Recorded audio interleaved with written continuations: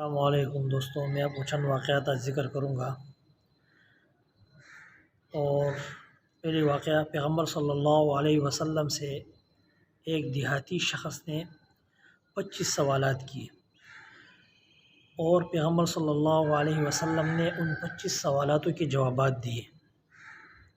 سب سے پہلے سوال کیا کہ میں امیر مالدار بننا چاہتا ہوں، تو آپ صلی اللہ علیہ وسلم نے فرمایا قناعت اختیار کرو، قناعت، تو امیر بن جاؤ گے۔ دوسرا سوال کیا میں سب سے بڑا عالم بننا چاہتا ہوں، سب سے بڑا عالم بننا چاہتا ہوں۔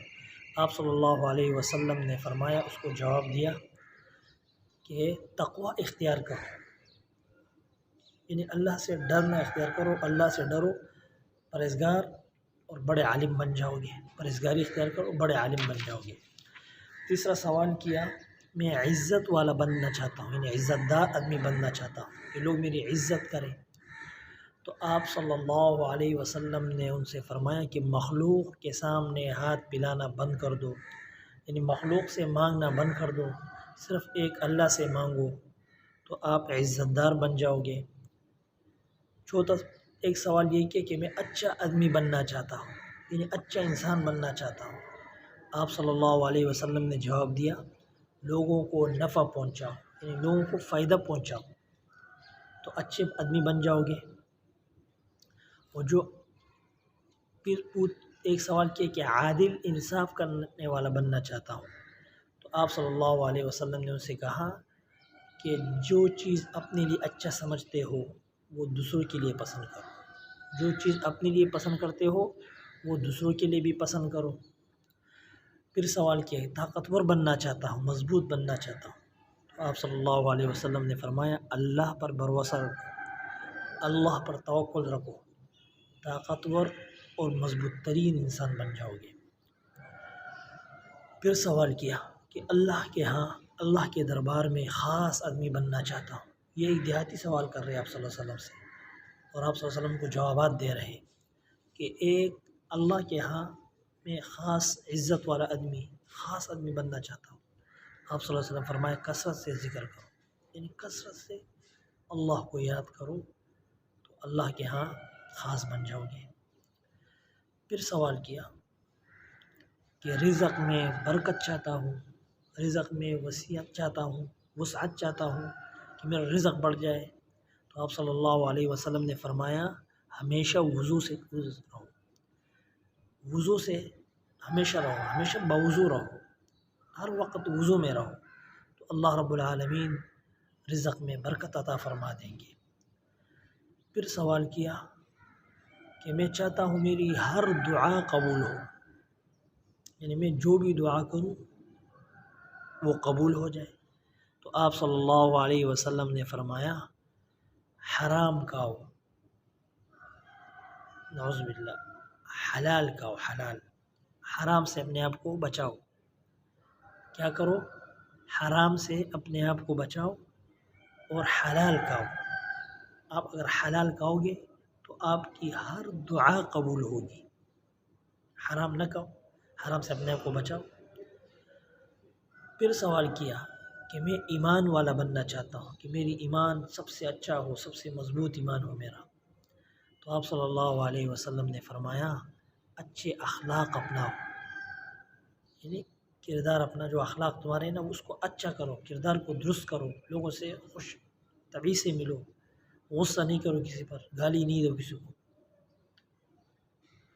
پھر پوچھا کہ قیامت کے دن میں اللہ رب العالمین سے اس حال میں ملنا چاہتا ہوں کہ میرے ایک گناہ بھی نہ ہو، میں گناہوں سے بالکل صاف ہوں، تو آپ صلی اللہ علیہ وسلم نے فرمایا کہ غسل جنابت جو ہے، یعنی گھر والے کے ساتھ ملنے کے بعد جنابت کا جو غسل ہے فوراً کیا کرو، تو آپ قیامت کے جب اللہ سے ملو گے تو گناہوں سے بالکل صاف اور پاک ہوں گے آپ۔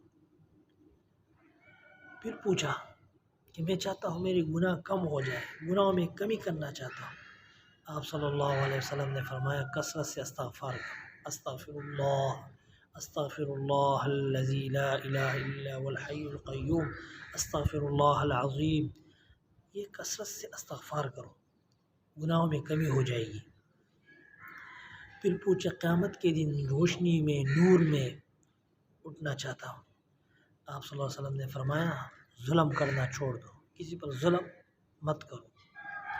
پھر پوچھا کہ میں چاہتا ہوں اللہ میرے اوپر رحم کرے، خاص میرے اوپر اللہ رحم فرمائے۔ تو آپ صلی اللہ علیہ وسلم نے فرمایا، جواب دیا کہ اللہ کے بندوں پر رحم کرو، یعنی اللہ کے جتنے بندے ہیں سب پر رحم کرو تو اللہ آپ پر رحم فرمائیں گے۔ پھر سوال کیا، میں چاہتا ہوں اللہ میرے پردہ پوشی فرمائے، یعنی میرے گناہوں پر، میں جو غلط کام کر رہا ہوں ان پر اللہ پردہ ڈالے۔ تو آپ صلی اللہ علیہ وسلم فرمایا آپ لوگوں پر پردہ ڈالو، ان کے غلطیوں پر پردہ ڈالو تو اللہ رب العالمین آپ کی غلطیوں پر، آپ کے گناہوں پر پردہ ڈالیں گے۔ پھر پوچھا رسوائی سے، ذلت سے بچنا چاہتا ہوں تو آپ صلی اللہ علیہ وسلم نے فرمایا زنا سے بچو، زنا سے اپنے آپ کو بچاؤ، اللہ رب العالمین ہر رسوائی سے تجھے بچائے گا۔ پھر پوچھا میں چاہتا ہوں کہ میں اللہ اور اللہ کے رسول کے ہاں محبوب بن جاؤں اور ان کو اپنا محبوب بناؤں۔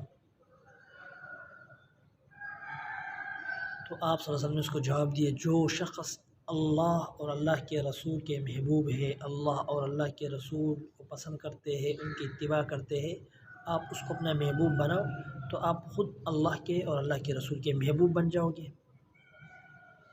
پھر پوچھا کہ میں اللہ کا فرما بردار بندہ بننا چاہتا ہوں تو آپ صلی اللہ علیہ وسلم نے جواب دیا فرائض کا اہتمام کرو، جتنے فرائض ہیں سب کا اہتمام کرو۔ پھر پوچھا اے اللہ کے رسول میں احسان کرنے والا بننا چاہتا ہوں کہ ہر ایک پر احسان کرو۔ تو آپ صلی اللہ علیہ وسلم نے فرمایا تو اللہ کی عبادت، اللہ کی بندگی اسی طرح کرو کہ تمہارے دل میں یہ سوچ ہو کہ اللہ مجھے دیکھ رہا ہے، میں اللہ کے سامنے کھڑا ہوں، اللہ مجھے دیکھ رہا ہے۔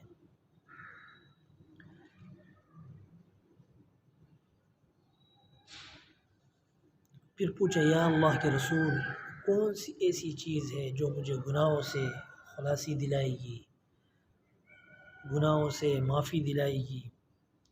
تو آپ صلی اللہ علیہ وسلم نے فرمایا آنسو، یعنی اللہ کے سامنے رویا کرو اور عاجزی اختیار کرو، اور بیماری بھی ایسی چیز ہے جو گناہوں کو پاک کر دیتی ہے۔ پھر پوچھا کیا کوئی ایسی چیز ہے جو دوزخ کی آگ کو ٹھنڈی کر دے، دوزخ کی آگ جو ہے نا اس کو ٹھنڈا کر دے، ایسی کوئی چیز ہے؟ تو آپ صلی اللہ علیہ وسلم نے فرمایا دنیا کی مصیبتوں پر صبر کرو، دنیا کی جتنے مصیبتیں ہیں نا ان پر صبر کرو تو اس سے جہنم کی جو آگ ہے وہ ٹھنڈی ہوگی۔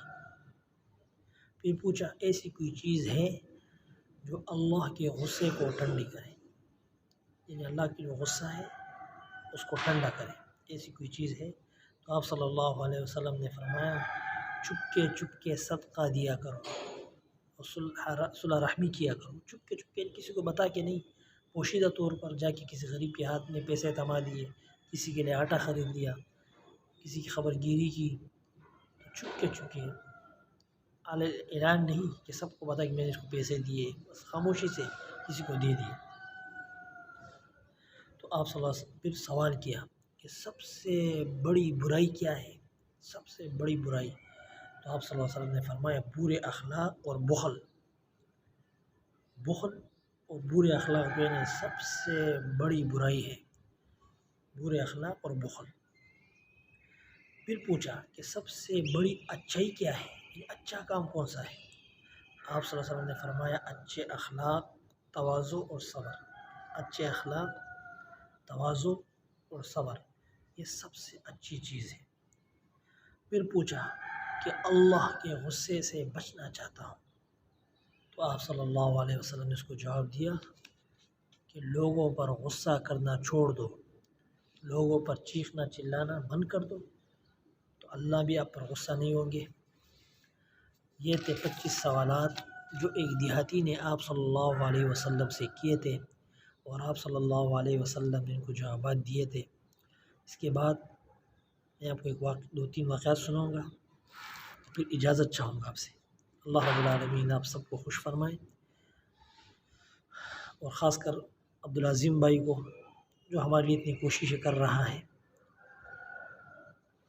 اللہ ان کے اخلاص کو، ان کے کام کو اپنے دربار میں قبول فرمائے۔ خاص کر ہم ان کے لیے دل سے دعا کرتے ہیں، آپ سب بھی ان کے لیے دعا فرمائیں، اور جو ساتھی اس گروپ میں ہیں ایک دوسرے کا ساتھ دے رہے ہیں، اللہ ان سب کی زندگیوں میں برکت عطا فرمائے، اور اللہ ان سب کو کامیابی عطا فرمائے، اور اللہ ان سب کو دشمنوں کے شر سے، حاسدوں کے حسد سے بچائے۔ تو میرے بھائیو، ایک عورت تھی جو بکریاں چرایا کرتی تھی، اور ایک راہب تھا، ان کی خانقاہ بنی ہوئی تھی، ان کے سامنے یہ عورت رات گزارا کرتی تھی۔ اس عورت کے 4 بھائی بھی تھے۔ ایک دن اس راہب کو شیطان نے کہا کہ اس عورت کے ساتھ زنا کرو، تو راہب شیطان کے وسوسے میں آ کر اس نے زنا کر دیا، اور اس زنا سے اس عورت کو حمل ٹھہرا۔ جب حمل ٹھہرا تو شیطان نے آ کر اس راہب کو ڈرایا دھمکایا کہ تو بڑا عبادت گزار ہے اور عبادت کرنے والا ہے، تو نے زنا کیا ہے، اس کا حمل ٹھہرا ہے، کل اگر یہ بچہ جب پیدا ہوگا تو تم لوگوں کو کیا منہ دکھاؤ گے؟ کتنی شرم و ذلت کی بات ہوگی تمہارے لیے۔ اس سے بہتر یہ نہیں کہ تم اس عورت کو قتل کر دو اور کہیں دفن کر دو، تمہارے پر تو کوئی شک بھی نہیں کر سکتا ہے، نہ تم سے کوئی پوچھ سکتا ہے، تم تو ایک عبادت گزار بندے ہو، کون تیری غلطی کو سمجھ سکتا ہے؟ اس نے کیا کیا، اس عورت کو مار دیا، اور کسی اجڑی ہوئی ویران جگہ پر گڑھا کھود کر اس عورت کو وہاں دفن کر دیا۔ اب شیطان نے کیا کیا، ایک بھائی کے پاس رات کو خواب میں آیا، اس کو کہا تمہاری بہن کو جو ہے اس راہب نے، اس بزرگ نے قتل کیا اور فلاں جگہ دفن کیا ہے۔ دوسری رات دوسرے بھائی کے خواب میں آیا، تیسرے دن تیسرے بھائی کے، چاروں کے خواب میں رات کو آیا، سب کو یہ پورا واقعہ سنایا۔ پھر چاروں نے ایک دوسرے کو بتایا کہ میں نے اس طرح خواب دیکھا، دوسرے نے کہا میں نے بھی اس طرح دیکھا ہے۔ جب یہ لوگ اس شیطان کی نشاندہی والے جگہ پر گئے، اس جگہ کو جب گڑھا کھودا گیا تو وہیں ان کی بہن کی لاش مل گئی۔ تو ان لوگوں نے عدالت گئے، قاضی کے پاس گئے، کیس کیا۔ راہب کو جب پتہ چل گیا، بادشاہ نے بلایا ہے، قاضی نے بلایا ہے، تو راستے میں شیطان نے اس کو آ کر کہا کہ تم میرے کو سجدہ کر لو، اس کے سامنے ظاہر ہوا شیطان، میں تمہیں بچا سکتا ہوں۔ تو اس راہب نے کیا کیا، اس شیطان کے سامنے سجدہ کیا۔ اسی طرح وہ اسلام سے، دین سے بھی خارج ہوا، اور جب بادشاہ کے دربار میں گیا تو بادشاہ نے اس کو قتل کرنے کا حکم دیا، اس پادری کو، اور اس کو قتل کر دیا۔ تو اب یہ دیکھو، کسی کو اپنے عبادت پر تکبر نہیں کرنی چاہیے،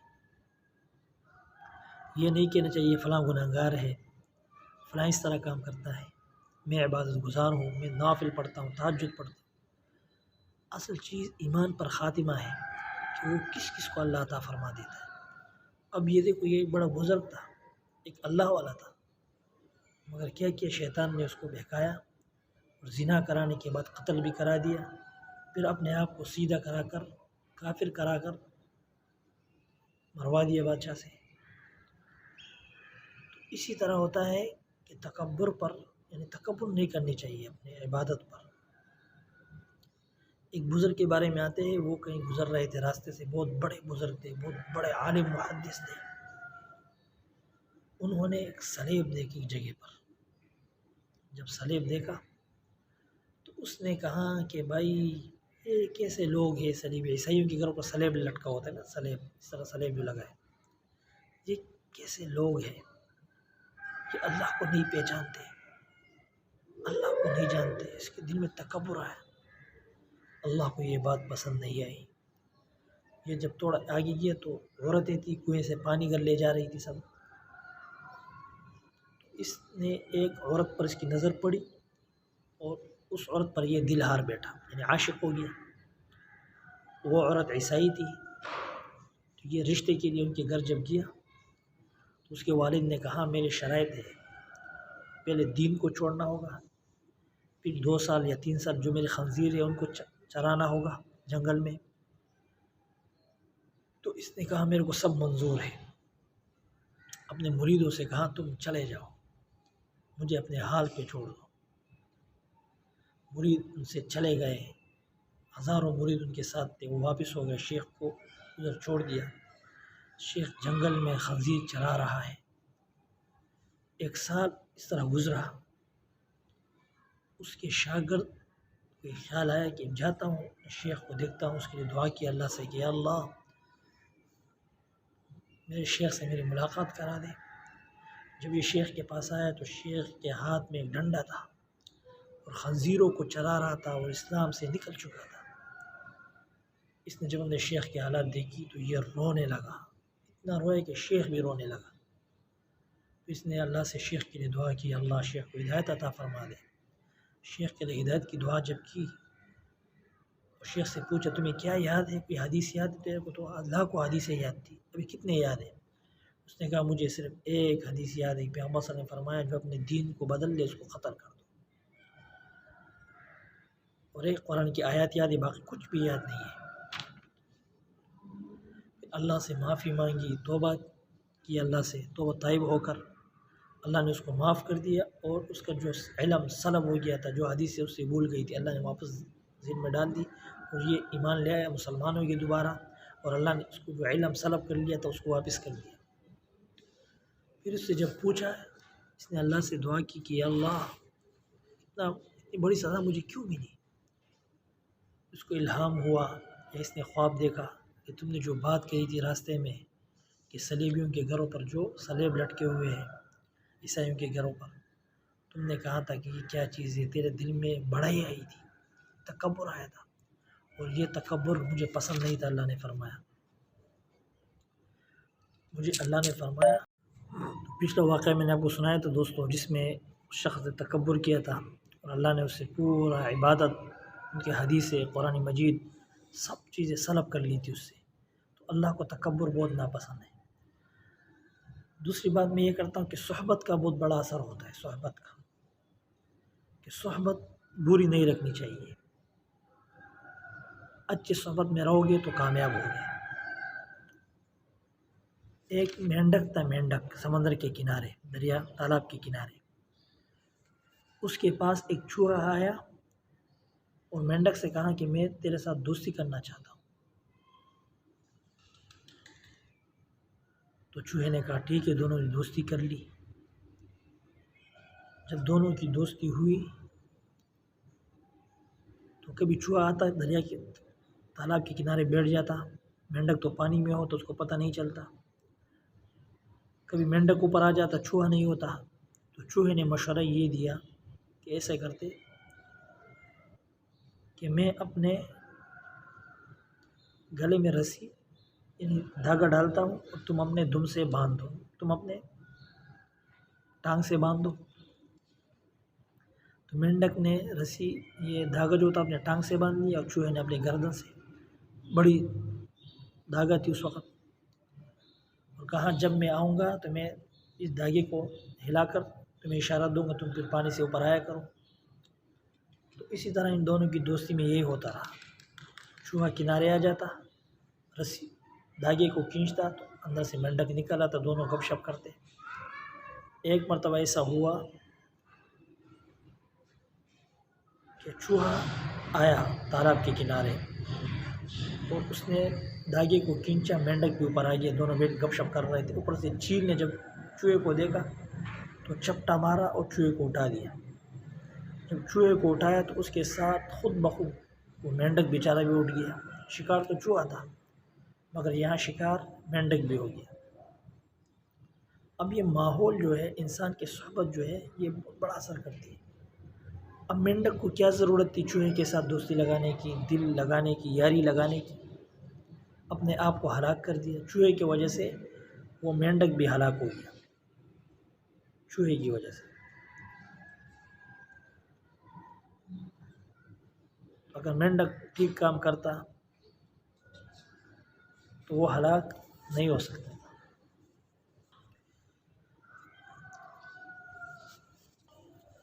اب یہاں جو چوہے کو تو یہ نہیں چاہیے تھا کہ وہ اس طرح دوستی لگاتا، اور مینڈک کو یہ نہیں چاہیے تھا کہ وہ چوہے کے ساتھ دوستی کرتا۔ اگر چوہے کے ساتھ وہ دوستی نہ کرتا تو اس کے ساتھ کبھی یہ حادثہ پیش نہ آتا۔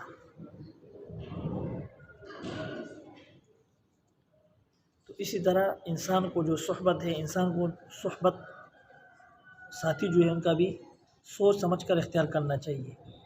برے ساتھی کو اختیار کرو گے تو حالات خراب ہوں گے، وہ کسی کام میں پھنسے گا تو اس کے ساتھ خود بخود تم بھی پھنس جاؤ گے۔ تو اس لیے برے ساتھی سے اجتناب کرنا چاہیے، برے ساتھیوں سے بچنا چاہیے، اور اچھے لوگوں کی صحبت میں رہنا چاہیے۔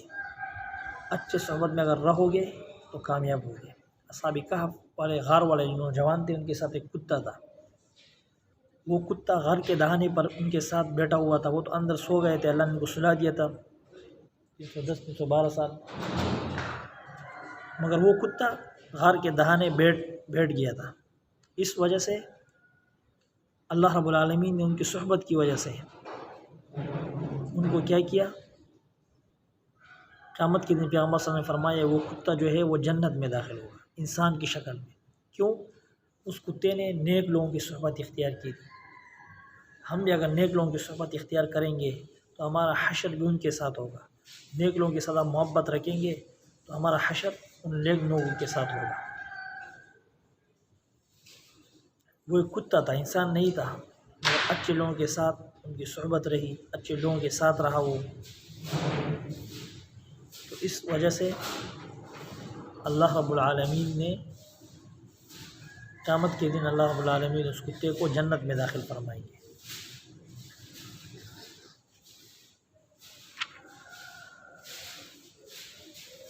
تیسری بات یہ میرے بھائیوں، اپنے گھروں میں سورۃ البقرہ کا اہتمام کرنا چاہیے۔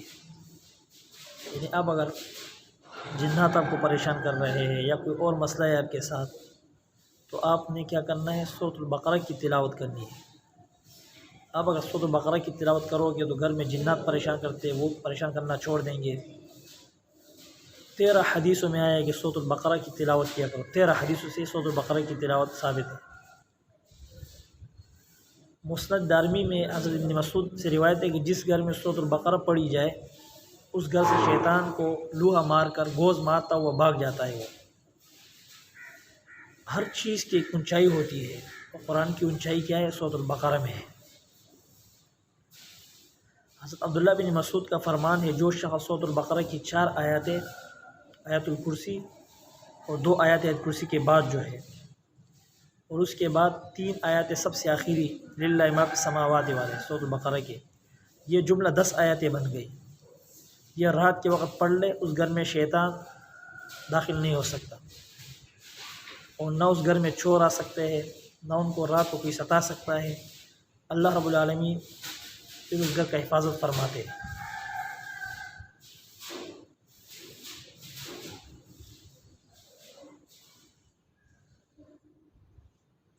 سورۃ البقرہ حضرت معقل بن یسار فرماتے ہیں، اور رسول صلی اللہ علیہ وسلم نے فرمایا سورۃ البقرہ قرآن مجید کی کوہان ہے، جس طرح اون کا ایک کوہان ہوتا ہے نا، تو یہ سورۃ البقرہ جو ہے وہ قرآن مجید کی کوہان ہے، اور اس کی ایک آیات کے ساتھ 80 فرشتے نازل ہوئے تھے۔ جب یہ آیت نازل ہو رہی تھی، ایک آیت کے ساتھ 80 فرشتے نازل ہوئے تھے، اور بالخصوص آیت الکرسی جو ہے وہ تو خاص عرش کے تلے سے نازل ہوئی، عرش تلے سے نازل ہوئی تھی، اور وہ اس آیت کرسی کو اس سورت کے ساتھ ملائی گئی ہے۔ سورۃ یاسین قرآن شریف کا دل ہے۔ جو شخص اللہ تعالیٰ کی رضا جوئی و آخرت طلبی کے لیے پڑھے، اسے اللہ رب العالمین معاف کر دیتے ہیں۔ اور جس گھر میں سورۃ البقرہ کی تلاوت کی جاتی ہے اس گھر میں شیطان داخل نہیں ہوتا۔ جس گھر میں سورۃ البقرہ کی تلاوت کی جاتی ہے اس گھر سے شیطان بھاگ جاتا ہے۔ تو سورۃ البقرہ کی بہت سے فضائل ہے، ہمیں چاہیے کہ ہم کوشش کریں، اگر پورا نہیں پڑھ سکے میرے دوستو ہم شروع کی آیتیں پڑھ لیں اور آخری آیتیں پڑھ لیں، اور بیچ میں آیت الکرسی جو ہے اس کو پڑھ لیں 2 آیتوں کے ساتھ۔ ہمارے ساتھ ہمارے پڑوس کے جو گھر ہے اللہ رب العالمین ان کی بھی حفاظت فرمائیں گے، شرط ہے کہ ہم اخلاص و دل کے ساتھ اس کو پڑھ لیں۔ تو اللہ رب العالمین ہم سب کو ان تمام باتوں کو پر عمل کرنے کی توفیق عطا فرمائے۔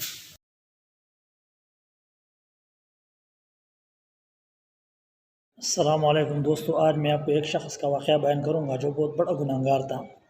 پورا شہر دیہات اس سے تنگ تھا، تو انہوں نے وقت کے پیغمبر حضرت موسیٰ علیہ السلام سے شکایت کی کہ اے موسیٰ، یہ شخص ہمیں ستاتا ہے، تنگ کرتا ہے، گناہوں میں لگا ہے۔ تو موسیٰ علیہ السلام نے اس کو شہر سے نکال دیا، اور وہ اپنے ساتھ کھانے کی چند چیزیں لے کر وہ شہر سے نکلا۔ جب یہ شہر سے نکلا، جنگل کی طرف گیا، جنگل میں پہنچ کر 2-3 دن وہاں جب رہا، جو کھانے کا سامان تھا اس کے ساتھ جو تھا وہ ختم ہو گیا۔ اب یہ پریشانی کے عالم میں ہے، کھانے کا کچھ ہے نہیں، اور یہ سخت بیمار پڑ گیا۔ انتہائی بیمار جب پڑا تو اس نے پتھر پر سر رکھا اور رونے لگا، اور اللہ سے ایک فریاد کی، آسمان کی طرف دیکھا، کہا اے اللہ، میں بہت سخت گناہگار ہوں، اے اللہ آپ تو رحیم اور کریم ذات ہے، میں نے بہت گناہ کیے ہیں، مگر آپ کی جو رحمت ہے یہ میرے گناہوں سے زیادہ وسیع ہے۔ یا اللہ، آپ کا رحمت جو ہے بہت بڑا ہے، میرے گناہ تو آپ کے رحمت کے سامنے چھوٹے ہیں، آپ اگر مجھے معاف کرو گے تو آپ کی رحمت میں تو کوئی کمی نہیں آئے گی، اور اگر آپ مجھے عذاب دو گے تو پھر بھی آپ کی رحمت میں کوئی کمی نہیں آئے گی، نہ کوئی رحمت میں بڑھائی ہے، کہ آپ کا رحمت تو بہت وسیع رحمت ہے، آپ مجھے معاف کر دے۔ اور یا اللہ، اگر آپ مجھے معاف کرنا نہیں چاہتے تو پھر جتنے انسان ہے سب کے گناہ بھی مجھ پر لاد دے، سب کو معاف کر دے اور سب کی سزا مجھے دے دے۔ یا اللہ، اگر آپ نے مجھے سزا ہی دینا ہے تو سب کی سزا مجھے دے دے، اور جتنے بھی لوگ ہیں، جتنے بھی انسان ہیں، سب کو عذاب سے بچا دے، سب کو سختیوں سے بچا دے۔ اسی طرح دعا اس نے کی، اور اس کے آنکھوں سے آنسو نکلنے لگے، کہا یا اللہ، اب میں کس کو پکاروں؟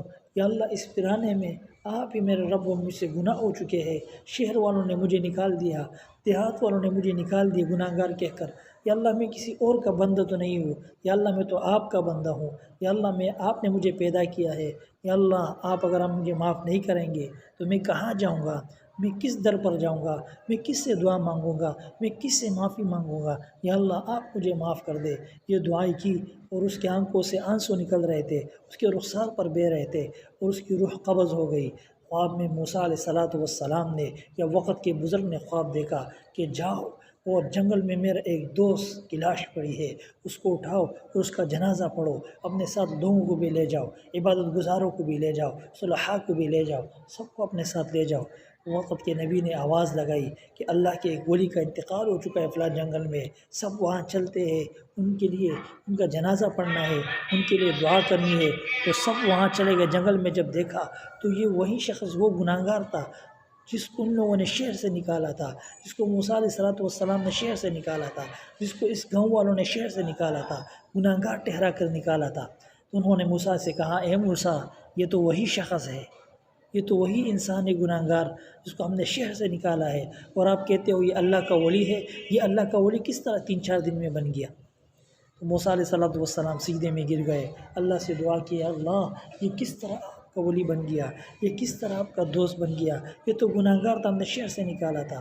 اللہ نے کہا اے موسیٰ، اس نے جس انداز سے دعا مانگی ہے، اگر یہ پورے انسانیت کے لیے بھی مغفرت کی دعا طلب کرتا تو اس کی برکت سے میں پورے انسانیت کو بخش دیتا، اور اس کو میں نے بخش دیا ہے، اور اس کو میں نے معاف کر دیا ہے، تو عزت اور اکرام کے ساتھ اس کا جنازہ پڑھا دینا۔ یہ دیکھو میرے دوستو، اللہ کتنا رحیم کریم ذات ہے، اللہ کتنا رحیم اور کریم ذات ہے میرے دوستو۔ کسی طرح گناہگار جو تھا اس کو بخش دیا۔ دیکھو میرے دوستو، اللہ کتنا رحیم اور کریم ذات ہے، کسی طرح ایک گناہگار شخص کو اللہ رب العالمین نے معاف کر دیا۔ دیکھو میرے بھائیو، اللہ رب العالمین ایسا رحیم ذات ہے، ایک گناہگار کو کس طرح معاف کر دیا، کس طرح رحم کیا، حالانکہ اس گناہگار کو گاؤں والوں نے شہر سے نکال دیا تھا گناہگار سمجھ کر۔ تو کسی کو گناہ کی وجہ سے کسی کے ساتھ نفرت نہیں کرنی چاہیے، سب کو محبت دینا چاہیے، جو کتنا ہی گناہگار کیوں نہ ہو، اس کو محبت سے کی نگاہ سے دیکھنا چاہیے، انسانیت کی نگاہ سے دیکھنا چاہیے۔ اللہ کے نزدیک کون مرتبے والا ہے یہ اللہ کو معلوم ہے، ہمیں پتہ نہیں کہ کون مرتبے والا ہے۔ تو اللہ رب العالمین ہم سب کو ایسے واقعات پر عمل کرنے کی توفیق عطا فرمائے۔